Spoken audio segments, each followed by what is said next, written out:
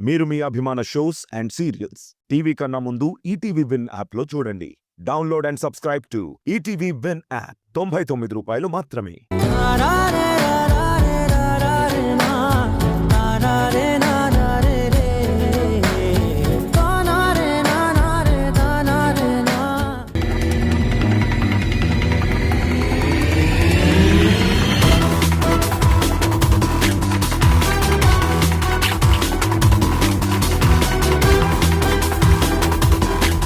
Badri report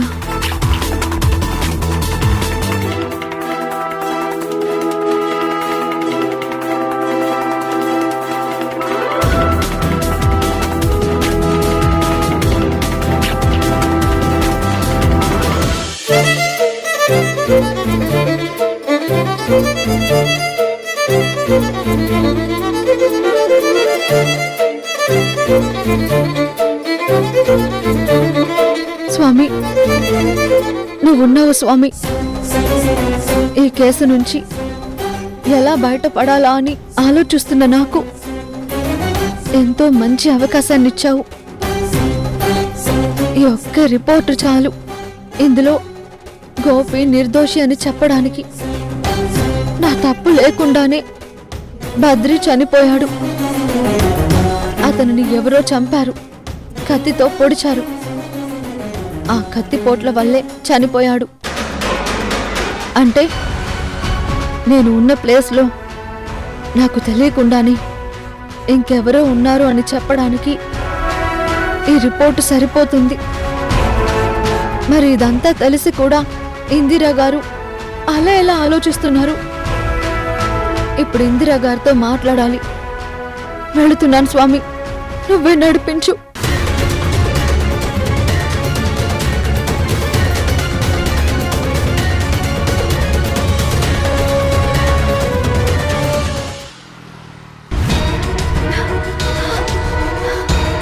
madam,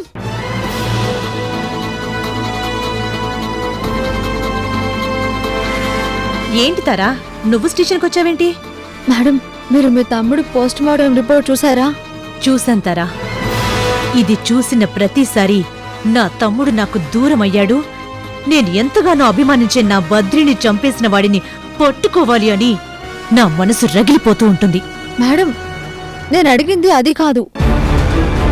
ఈ report మీరు పూర్తిగా చదివారా అని అడుగుతున్నాను. కేసు ఇన్వెస్టిగేషన్ చేస్తున్నాను కదా, చదవకుండా ఎందుకుంటాను? మీరు చదివారు కదా, దాన్ని బట్టి మీకేమర్థమైంది? నా తమ్ముడిని కిరాతకంగా చంపేశారని, ఒంటరి వాడిని చేసి వాడిని అంతం చేశారని అర్థమైంది.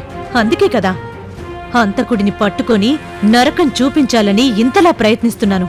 చూడండి మేడం, మీరు ఆవేశంలో రిపోర్ట్ చదివారని నాకిప్పుడు అర్థమైంది. ఈ రిపోర్ట్ ఒక్కసారి క్షుణ్ణంగా పరిశీలించండి. ముందు కొండ మీద నుంచి పడిపోయినట్టున్నాడు. వాడి ఒంట్లో గాయాలున్నాయి, కత్తితో పొడిచినట్టుంది. అప్పుడే ప్రాణం పోయింది.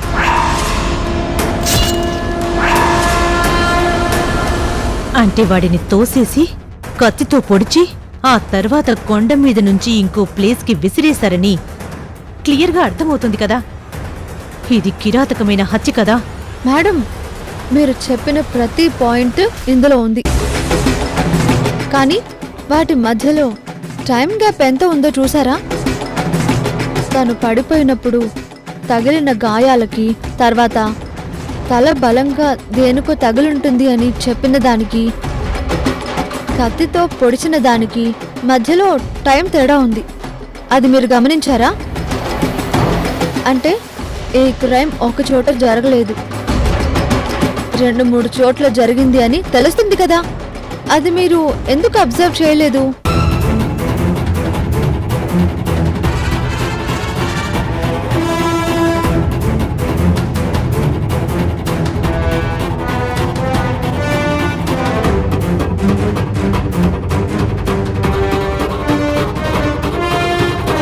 నిజమే తారా, ఈ టైం నేను గమనించలేదు. ఒక్కరే ఇలా చేశారు అనుకున్నాను. కానీ టైం ఇంత తేడా ఉంది అంటే అక్కడి నుంచి ఇంకెక్కడికి వెళ్లారు? మళ్ళీ అక్కడికి తీసుకొచ్చి పడేశారు. అంటే మధ్యలో ఏదో జరిగింది. నేను కూడా అదే చెప్తున్నాను మేడం. మీ తమ్ముడు రెగ్యులర్గా వెళ్ళే ప్లేస్ ఏదైనా ఉందా? అది మీకు తెలుసా?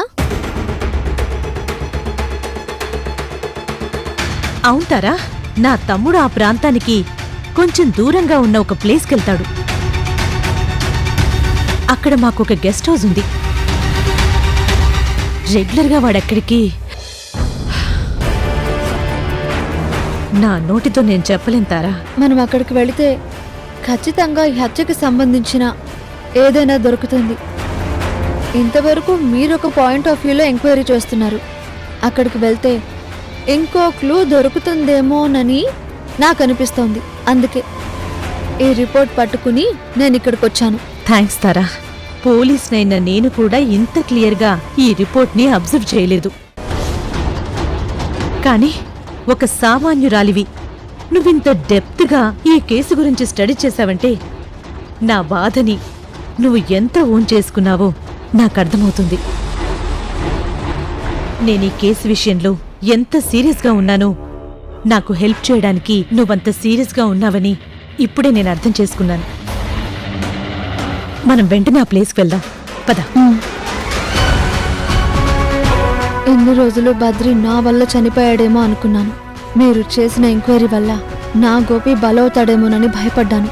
కానీ వేరే ఎవరో కత్తితో పొడిస్తే చచ్చిపోయాడని ఇప్పుడు నాకు అర్థమైంది. అంటే ఆ హంతకుడు వేరే ఉన్నాడు. వాణ్ణి గుర్తించడానికి నేను ఈ ప్రయత్నం చేస్తున్నాను.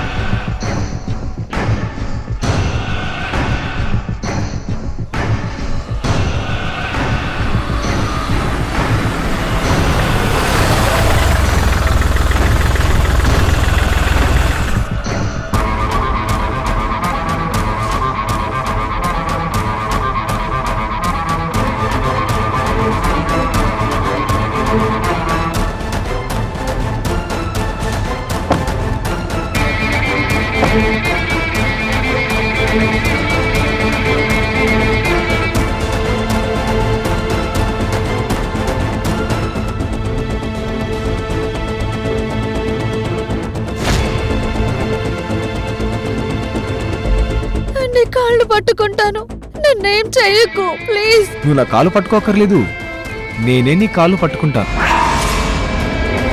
నా చేతికి దొరికాక వదలటం ఉండదు.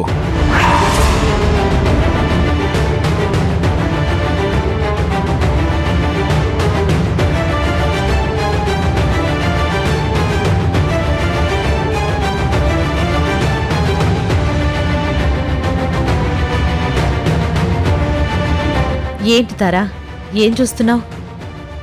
ఇదే నా తమ్ముడు వాడే గెస్ట్ హౌస్. ఈ గెస్ట్ హౌస్ సిటీకి దూరంగా ఉంటుంది. ఇక్కడ మనిషిని చంపేసినా కూడా ఎవరికీ తెలియదు. చూడతారా, ఇలాంటి ప్లేస్కి ఆ రోజు నా తమ్ముడు వచ్చుంటాడు. ఇక్కడే ఏదో ఒక ఆధారం దొరికితే హంతకుడు ఎవరు అనేది నాకు తెలిసిపోతుంది. తారా, నువ్వు మా డిపార్ట్మెంట్ కన్నా చాలా షార్ప్గా ఆలోచిస్తున్నావు. ఎందుకంటే పోస్ట్ మార్టం రిపోర్టు నేను ఇప్పటికీ 4-5 సార్లు చదివాను. నాకు రాని డౌట్ నీకు వచ్చింది. అందుకే నిన్ను తీసుకుని ఇక్కడికొచ్చాను. నీకొక విషయం తెలుసా? ఒక్కోసారి నేరస్తుడు మనతోనే ఉంటాడు, మన చుట్టూ ఉంటాడు, మనల్ని గమనిస్తూ ఉంటాడు, మన ప్రతి మూమెంట్ తెలుసుకుంటూ ఉంటాడు. ఒక చిన్న ఆధారం దొరికితే చాలు నేరస్తుల్ని అరెస్టు చేసి శిక్ష పడేలా చేయొచ్చు. అప్పుడు మీ తమ్ముడు చనిపోయిన దానికి న్యాయం జరుగుతుందని మీరు అనుకుంటున్నారా?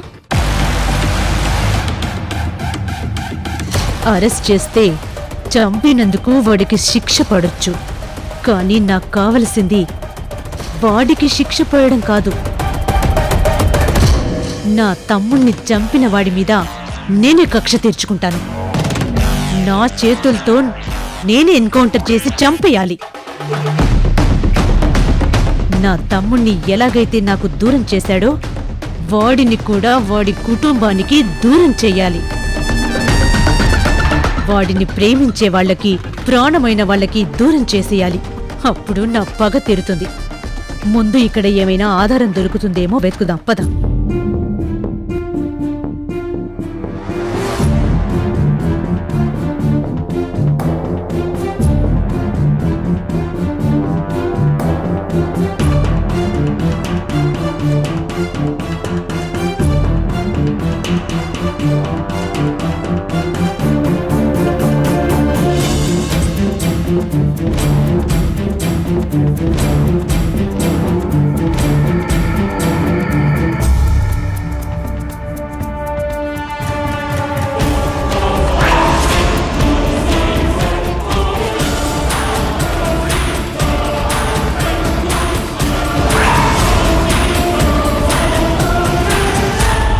ఇప్పుడు ఈ ఫోన్తో నీ వీడియో తీస్తాను.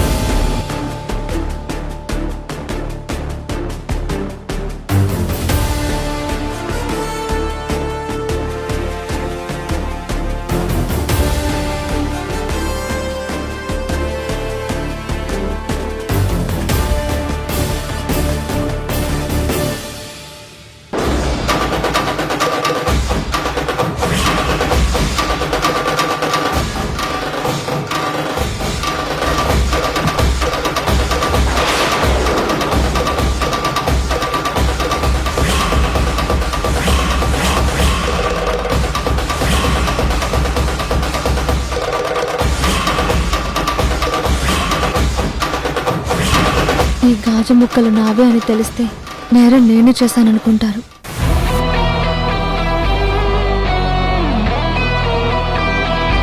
అదేంటి ఎలా పడేసా? ఒక్కసారి అటు చూడు, ఇటు చూడు.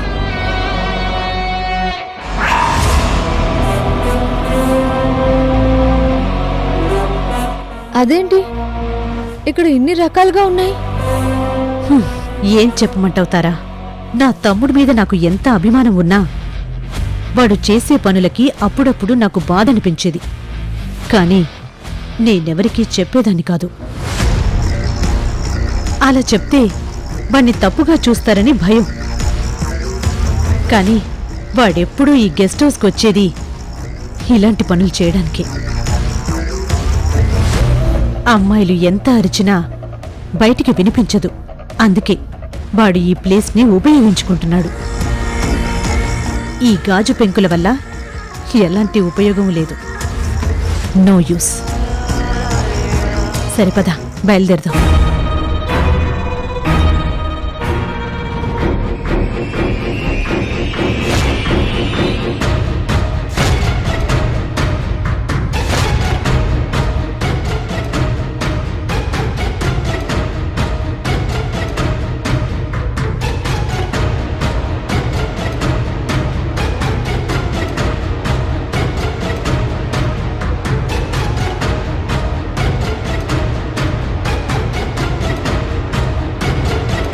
ఇంద్ర, అక్కడ ఏమైనా దొరుకుతాయేమో చూద్దామా? సరిపదా.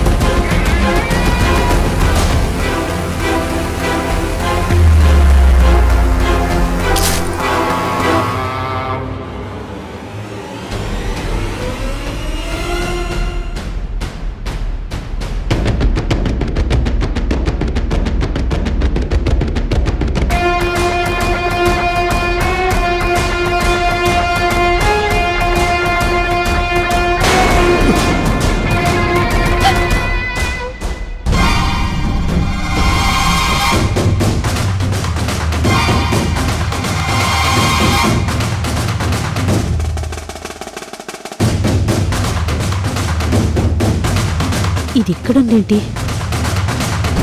తారా, ఒక్క నిమిషం.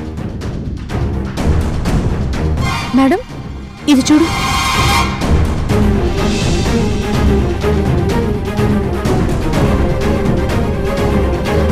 తారా, పట్టుకోకు.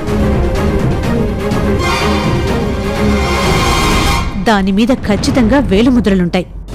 ఇప్పుడు నువ్వు పట్టుకుంటే నీ వేలుముద్రలు ఉండిపోయి ఆ వేలుముద్రలు చెరిగిపోతాయి.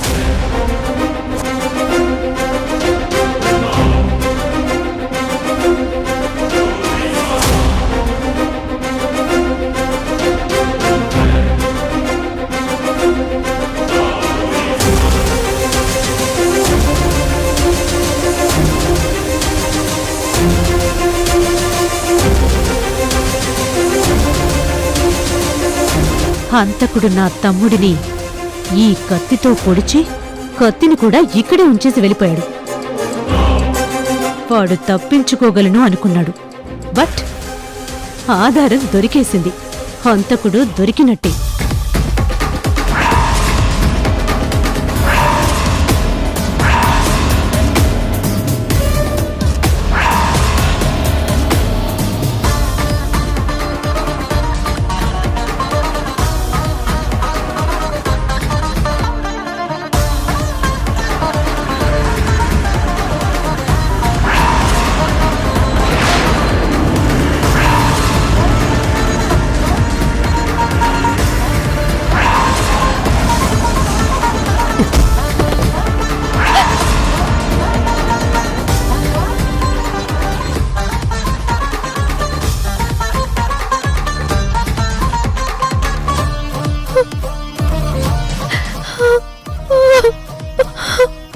ఎంత పని జరిగిపోయింది.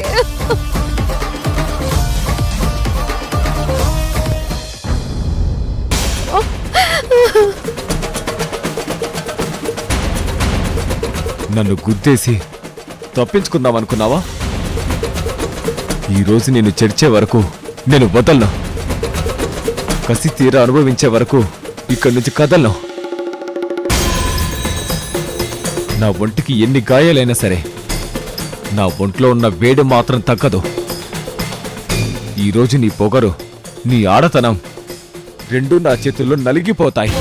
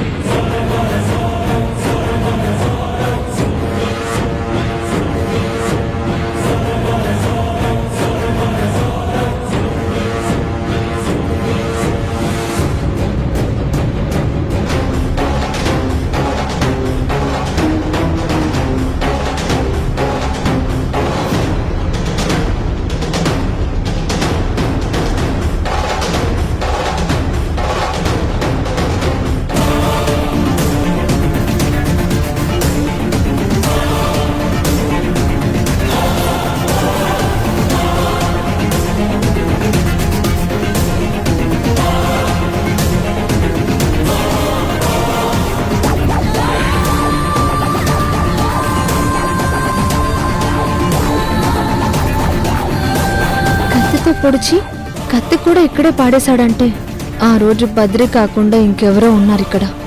అది నేను గమనించలేదు. వాళ్ళు పొడిచాకే బద్రి చనిపోయాడు.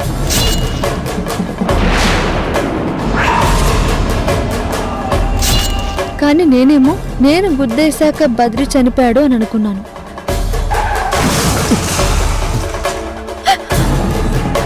తర్వాత అతన్ని కాపాడదామని చూసేసరికి చనిపోయి ఉన్నాడు. నా వల్లే చనిపోయాడేమోనని నేను ఆ కొండ మీదకి తీసుకువెళ్ళి అక్కడ వదిలేశాను. అంటే నేనేమీ నేరం చేయలేదు. నా వల్ల బద్రి చనిపోలేదు.